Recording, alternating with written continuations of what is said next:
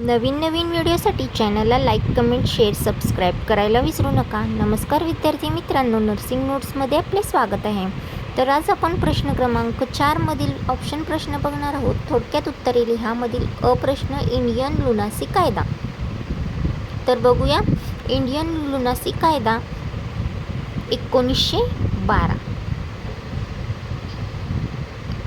तर हा कायदा ब्रिटिश काळात भारतात मानसिक आरोग्य आणि रुग्णाच्या हक्काचे व्यवस्थापन करण्यासाठी लागू करण्यात आला. स्वातंत्र्यानंतर 1987चा मानसिक आरोग्य कायदा येईपर्यंत हाच कायदा अंमलात होता. याचा मुख्य उद्देश बघूया. मानसिक आजारी व्यक्तीच्या, ज्यांना तेव्हा लुनॅटिक्स असे म्हटले जाईल, अशा व्यक्तीच्या उपचार आणि देखभालीसाठी नियम बनवणे.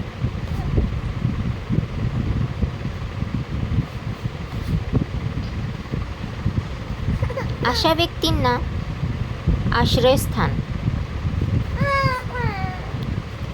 आश्रयस्थानमध्ये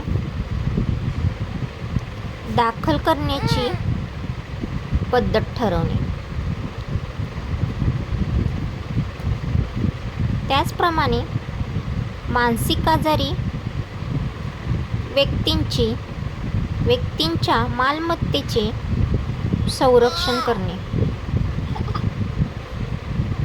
व्याख्या बघूयात. लुनॅटिक्स म्हणजे वेडी व्यक्ती. या कायद्यानुसार ज्या व्यक्तीची मानसिक स्थिती ठीक नाही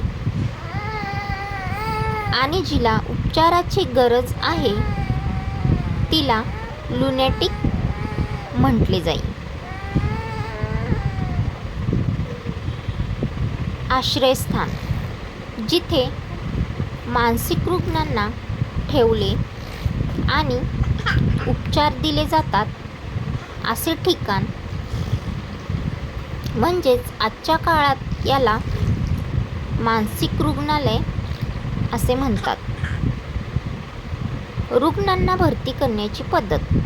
या कायद्यानुसार रुग्णाला रुग्णालयात दाखल करण्याचे काही मार्ग होते. तर हे मार्ग म्हणजे रिसेप्शन ऑर्डर, दंडाधिकाऱ्याच्या सहीने रुग्णाला रुग्णालयात भरती केले जात असे. Urgency certificate. जर रुग्ण स्वतःला किंवा इतरांना इजा पोचवण्याची शक्यता असेल तर तातडीने भरती करण्याची तरतूद होती. व्हॉलेंटरी ॲडमिशन म्हणजेच रुग्ण स्वतःच्या इच्छेने उपचारासाठी दाखल होऊ शकत असे. या कायद्यातील त्रुटी म्हणजे ड्रॉबॅक्स. हा कायदा जुना असल्याने त्यात काही दोष होते. यात लुनॅटिक किंवा इडियट यासारखे शब्द वापरले गेले होते, जे अपमानजनक वाटू शकतात.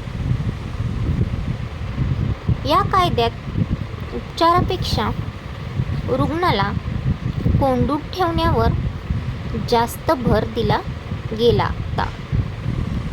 रुग्णाच्या मानवी हक्काकडे म्हणजेच ह्युमन राईट्सकडे दुर्लक्ष झाले होते. या कायद्यातील काही महत्त्वाच्या कायदेशीर प्रक्रिया म्हणजे लीगल प्रोसिजर्स आणि अटी पाहूयात. ज्या परीक्षेत विचारल्या जाऊ शकतात. महत्त्वाच्या तरतुदी: तपासणी आणि प्रमाणपत्र.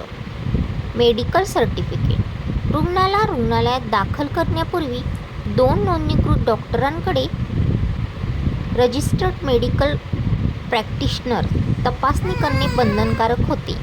या डॉक्टरांनी स्वतंत्रपणे रुग्णाची तपासणी करून तो मानसिक आजार असल्याचे प्रमाणपत्र देणे आवश्यक असे. त्यानंतर आहे डिस्चार्ज प्रक्रिया.